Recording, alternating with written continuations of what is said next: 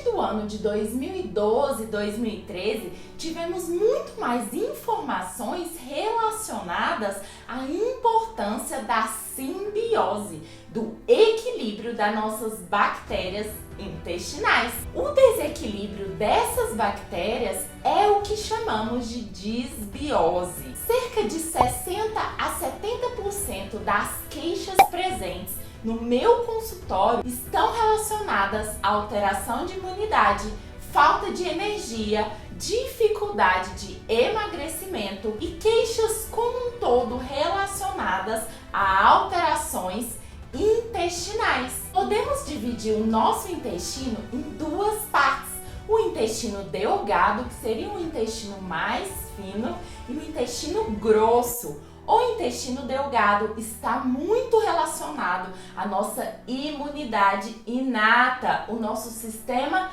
imunológico e produção de células de defesa.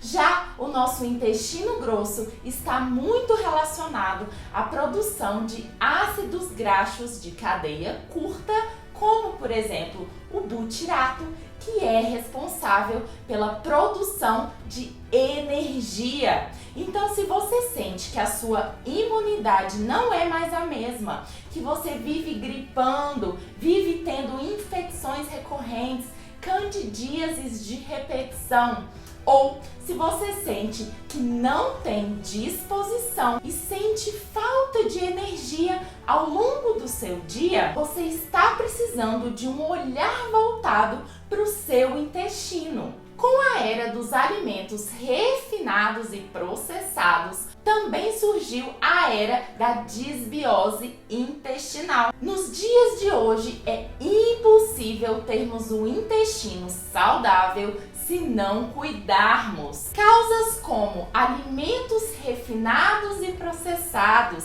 estresse e sentimentos inflamatórios como mágoa, guardar rancor, ansiedade estão relacionados à alteração intestinal, bem como sedentarismo e excesso no consumo de açúcar. Você já ouviu falar da hiperpermeabilidade intestinal? A verdade é que as bactérias no nosso intestino funcionam como um biofilme para filtrar e impedir a passagem de substâncias tóxicas das fezes e do intestino para a corrente sanguínea. E quando nós temos moléculas muito grandes nas fezes, moléculas especificamente maiores que 100.000 Daltons de peso molecular, essas moléculas são responsáveis por quebrar e lesionar essa barreira, esse filtro de bactérias, permitindo assim a permeabilidade de substâncias tóxicas para nossa corrente sanguínea, aumentando o risco de doenças. 5 alimentos que estão relacionados à quebra dessa barreira intestinal. Primeiro, são alimentos geneticamente modificados. O trigo é um alimento maior do que 140.000 Daltons de peso molecular. Portanto, é um alimento que lesiona esse filme intestinal. A questão do trigo não é apenas o glúten, mas sim o próprio tamanho da molécula presente no trigo.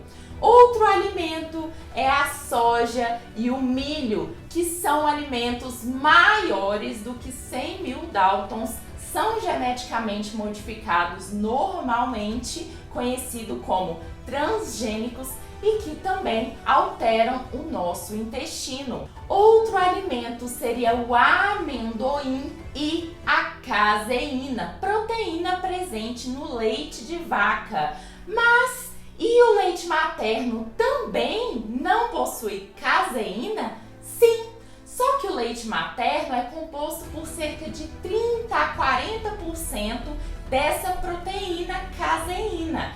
Já o leite da vaca e de ruminantes, no geral, possuem cerca de 80% de caseína. A questão não é apenas a lactose, o açúcar do leite. Se você não for intolerante à lactose, nós temos uma outra questão a analisar, que seria a própria proteína do leite, para te ajudar na queima de gordura como fonte de energia e disposição para o seu dia a dia.